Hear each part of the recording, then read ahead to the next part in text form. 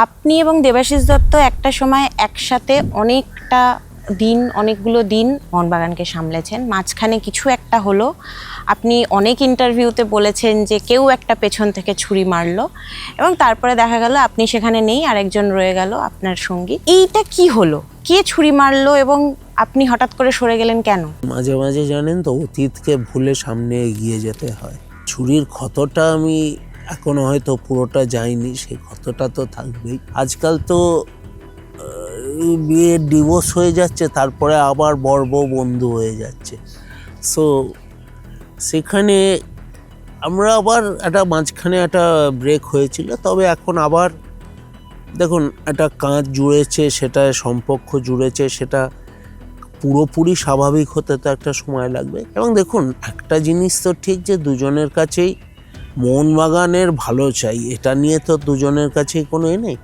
So সেখানে adjust করতেও কোনো প্রবলেম নেই। আর দেবাশিসদা, আমি এখনও বলি কিছু একটা হয়েছিল হয়তো, কিন্তু দেবাশিসদার আমার সব থেকে কঠোর সময় দেবাশিসদাও আমার পাশে দাঁড়িয়েছিল এবং অনেক দেবাশিসদা একদম নিজের দাদার মতন তখন অনেক কিছু করেছে। তাহলে কি হলো?